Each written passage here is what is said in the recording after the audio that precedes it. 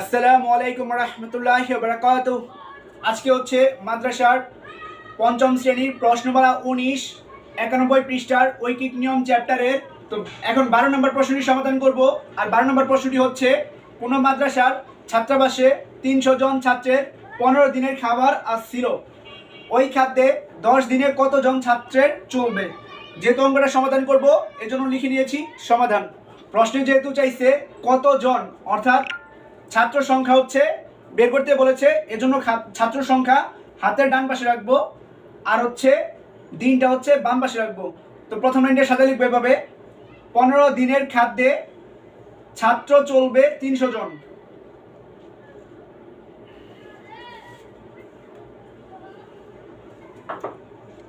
পনেরো দিনের খাদ্যে ছাত্র চলবে 300 জন।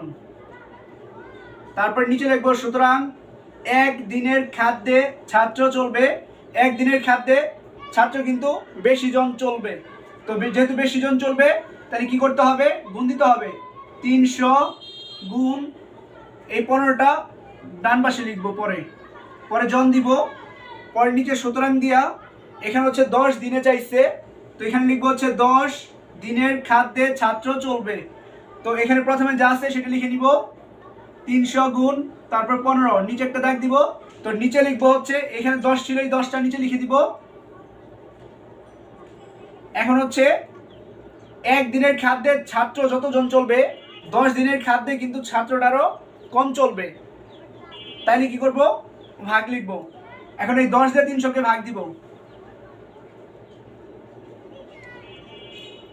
10 দিয়ে 300 কে ভাগ দিলে হয় 30। প্রথম হচ্ছে 10 দিয়ে 30 কে ভাগ দিব, 3 10 30, তো 3 লিখেছি, পাশে শূন্য ছিল সেই শূন্যটা উপরে বসে দিয়েছি।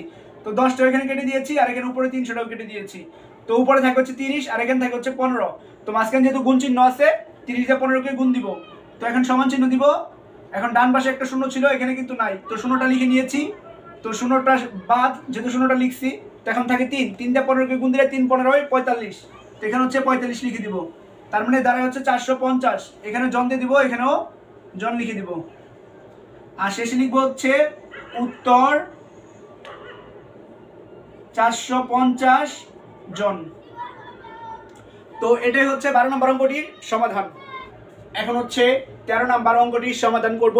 তো 13 নম্বর প্রশ্নটি হচ্ছে, কোন মুজাহিদ ক্যাম্পে 960 জন সৈন্যের 20 দিনের খাবার আছে, 4 দিন পরে 320 জন সৈন্য বৃদ্ধি হলে অবশিষ্ট খাদ্যে কত দিন চলবে? যেহেতু এই অঙ্কটা সমাধান করব এজন্য লিখে নিয়েছি সমাধান। তো প্রথমে হচ্ছে এখানে কিন্তু 960 জনের 20 দিনের খাবার ছিল, কিন্তু 4 দিন পরে কিন্তু আরো 320 জন সৈন্য বৃদ্ধি পাইছে। তাহলে কি করব, এখন দিন বাকি আছে কয়টা সেটা লিখব। তো প্রথম লিখবো দিন বাকি, এই 20 থেকে এই 4টা হচ্ছে বিয়োগ করব। তো লিখবো হচ্ছে দিন বাকি, এখানে ছিল 20, পরে বিয়োগ 4 দিন।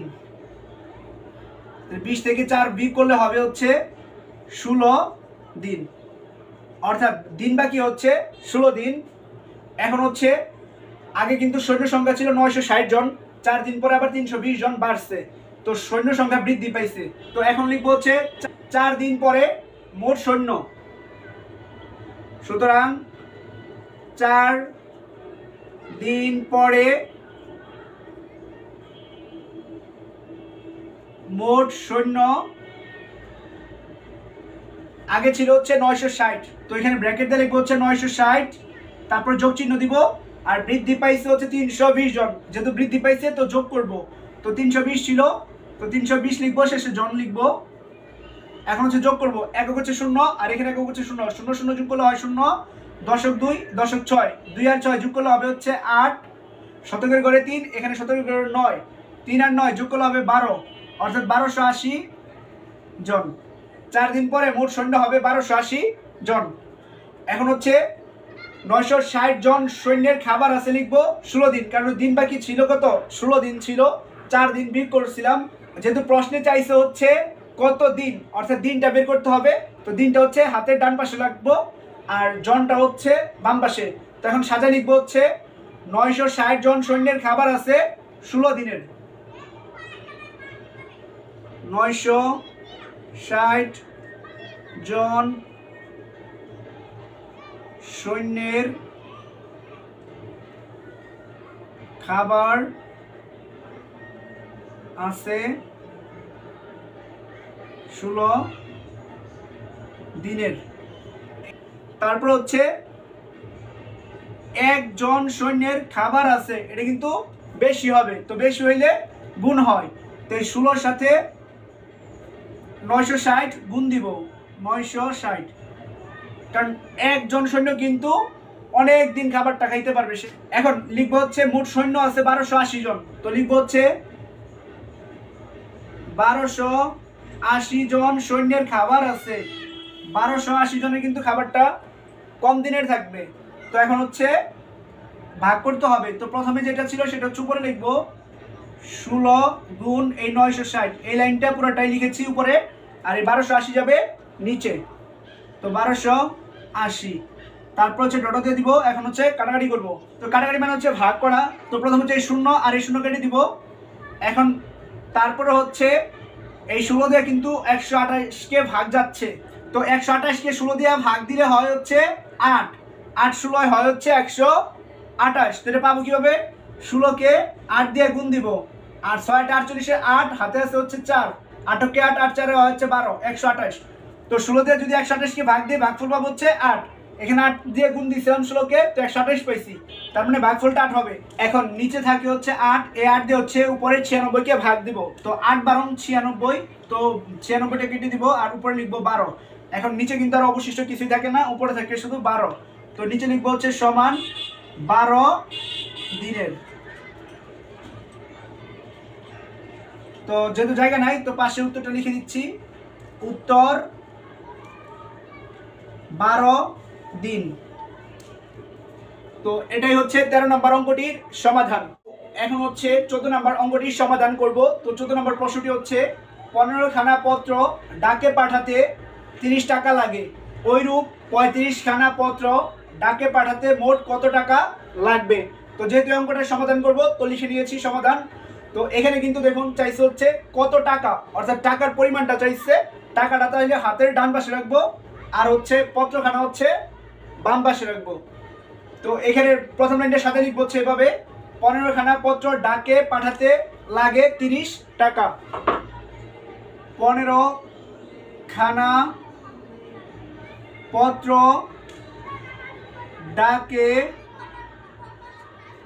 পাঠাতে লাগে 30 টাকা। তারপর নিচে লিখবো হচ্ছে একখানা পত্র ডাকে পাঠাতে লাগে। এখন একখানা পত্র ডাকে পাঠাতে কিন্তু টাকা কম লাগবে, যেহেতু কম লাগবে তাহলে ভাগ হবে। তো প্রথম লাইনের ডান পাশে যে 30 ছিল সেটা হচ্ছে উপরে লিখবো, আর প্রথম লাইনের বাম পাশে যে 15 ছিল সেটা হচ্ছে নিচে লিখবো, তারপরে ডট দিয়ে দিব, তারপরে নিচে লিখবো হচ্ছে সুতরাং এখন 35 খানা পত্র আছে। তো আমরা এখানে লিখবো 35 খানা পত্র ডাকে পাঠাতে লাগে। 35 খানা পত্র ডাকে পাঠাতে কিন্তু বেশি টাকা লাগবে।